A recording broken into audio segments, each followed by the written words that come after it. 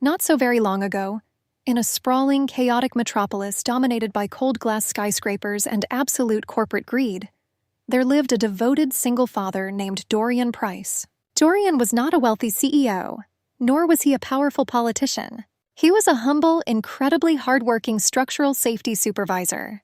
But one terrifying stormy night, Dorian stood in the pouring rain on the edge of a massive, half-constructed steel highway bridge, desperately screaming into his cell phone. He had discovered a catastrophic, fatal flaw in the concrete pillars. He was begging his billionaire employer to immediately halt the construction, but the arrogant CEO on the other end of the phone simply laughed, told Dorian he was costing the company too many dollars in delays, and coldly hung up the phone. 3 days later, in the dead of night, the massive bridge violently collapsed into the dark river below, taking innocent lives with it. And to protect his multi-billion-dollar empire, the CEO didn't take the blame. He ruthlessly, completely framed Dorian Price, destroying an innocent father's entire life in the blink of an eye. Welcome back to the Wise Chronicles.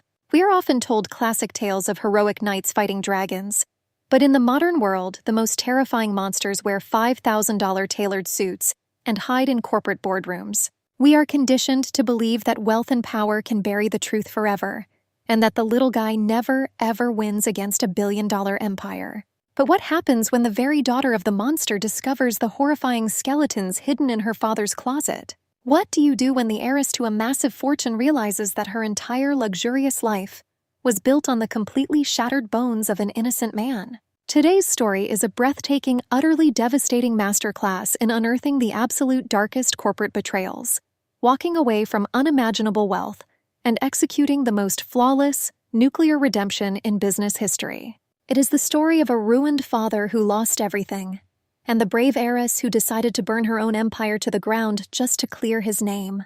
If you believe that true integrity is worth more than all the gold in the world, and that absolute karma always exposes the greedy, please hit that subscribe button and turn on notifications. You do not want to miss the unbelievable true stories we share here on the Wise Chronicles.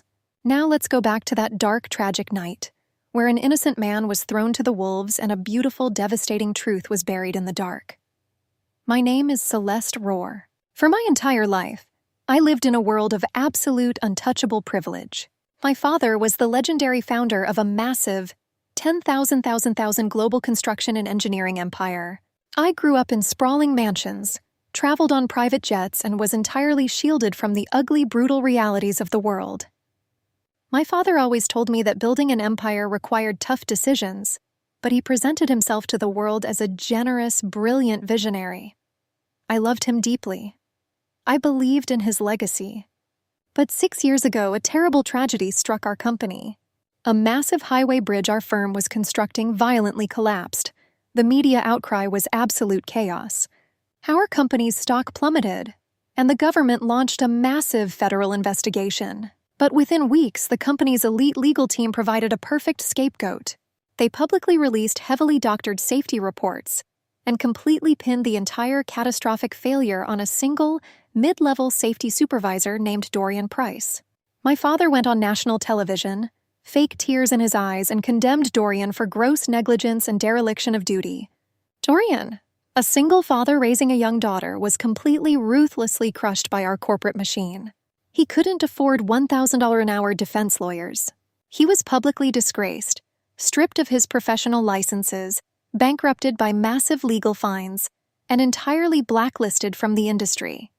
He faded into absolute, humiliating obscurity. The company survived. The billion-dollar contracts continued to roll in, and I went on with my luxurious life, completely believing my father's lies, until exactly 6 years later. My father suddenly passed away from a massive heart attack. At 28 years old, I was named the sole heir and the new CEO of the 10,000 corporate empire. The board of directors expected me to be a quiet, compliant figurehead who would simply sign the checks and let the ruthless executives continue running the show. A week after the funeral, I was sitting alone in my father's massive, dark mahogany executive office at the top of our towering skyscraper. I was quietly packing up his personal belongings. Behind a massive oil painting on the wall, I discovered a hidden biometric wall safe.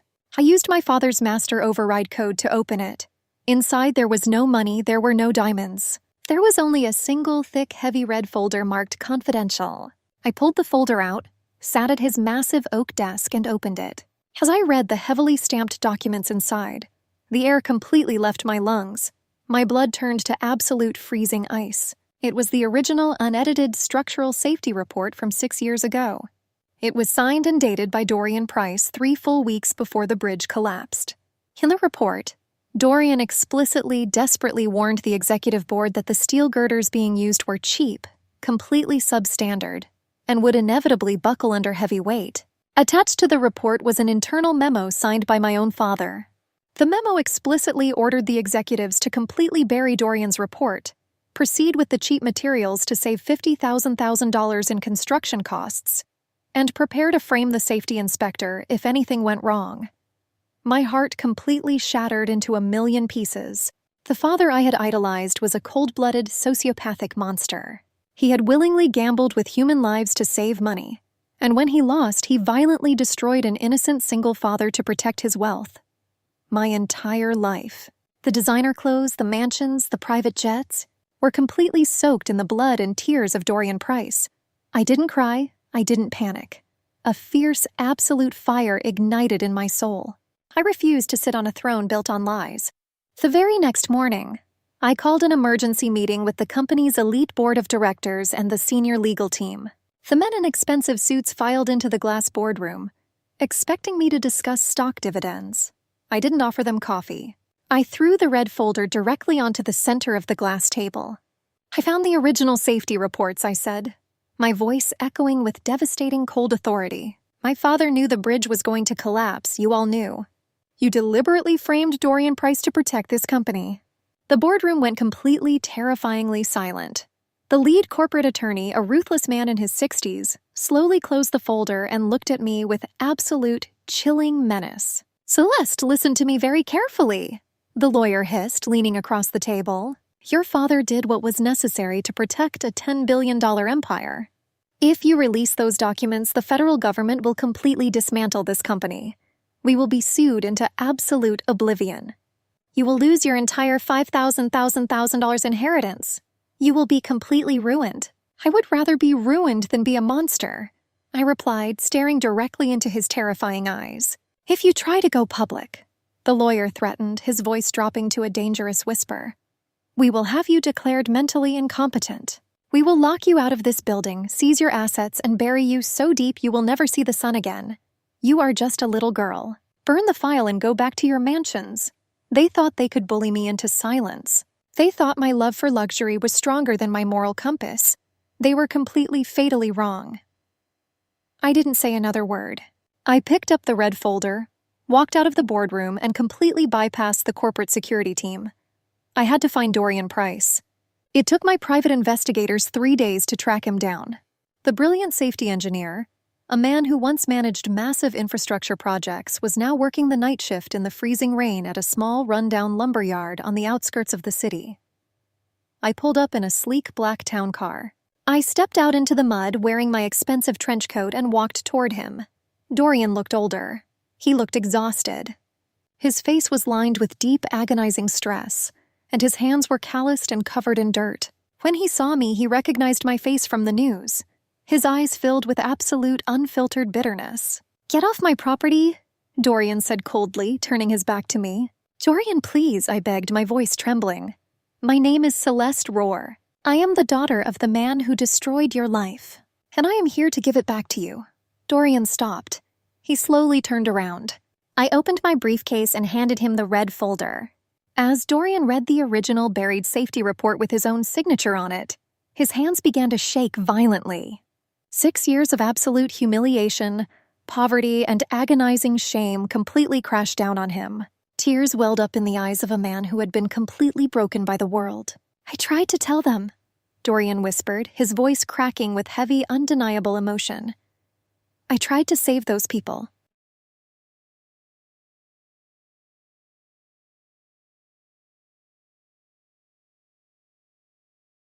But your father's lawyers crushed me. I believe you, I had to look Dorian," my I little said, girl in the eyes and tears tell her we streaming were down my losing own our face house because nobody believed me.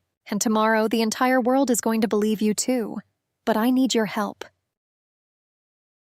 The board of directors is going to try and destroy me. I need you to stand next to me." Dorian hesitated. He had been burned so badly he was terrified of the fire.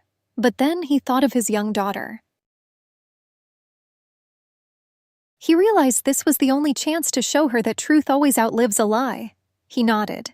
The stage for absolute, flawless karma was set. The next morning, I used my executive authority to call a massive live broadcast press conference in the grand lobby of our corporate headquarters. The board of directors had absolutely no idea what I was doing until the television news vans started pulling up to the building. Over 50 journalists and news cameras packed the lobby.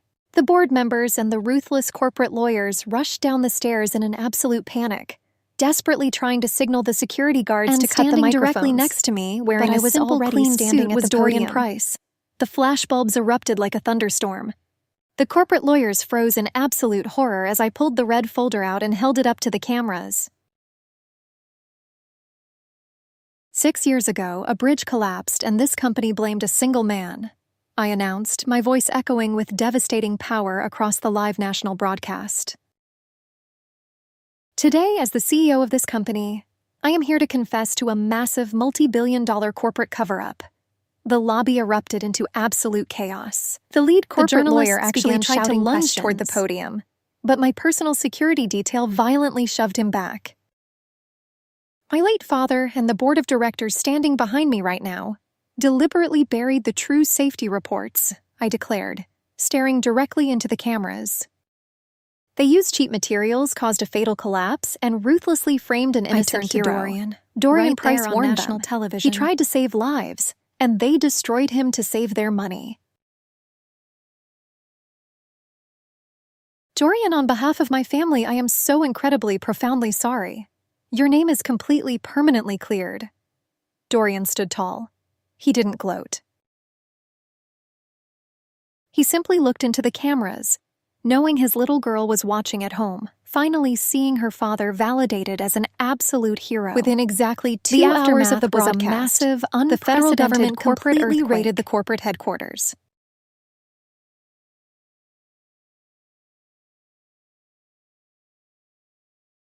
The board of directors and the elite lawyers who threatened me were dragged out of the glass building in heavy steel handcuffs, facing decades in federal prison for massive empire my father built on lies was entirely burned to the ground.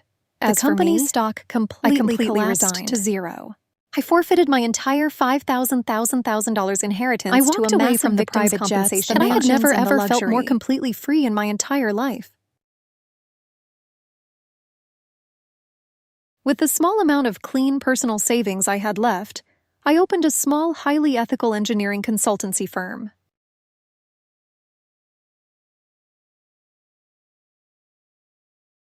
And my very first act as the owner was to hire a new senior director of operations. Dorian Price got his entire life back. His professional licenses Dorian and I run the consultancy together. He was universally hailed as a whistleblowing hero. We don't fly on private jets. But we build bridges that never ever fall down. We are constantly pressured to prioritize wealth over integrity. We are told that keeping a dark secret is worth the luxury it provides, and that true power is not measured by the numbers in your bank account. It is measured by the absolute cleanliness of your conscience. When you discover that your castle is built on the bones of an innocent person, you do not sit on the throne. You grab a sledgehammer, you tear down the walls, and you let the blinding light of the truth. What would you have done if you discovered your billionaire father framed an innocent man?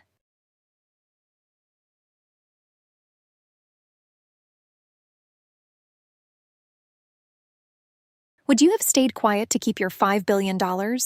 Or would you have burned your own empire to the ground exactly like Celeste did? Let me know your thoughts in the comments below. I read every single one of them. If this breathtaking story of silent dignity, unsung heroism, and absolute devastating karma made you cheer, please hit that like button and share this video. And be sure to subscribe to my channel.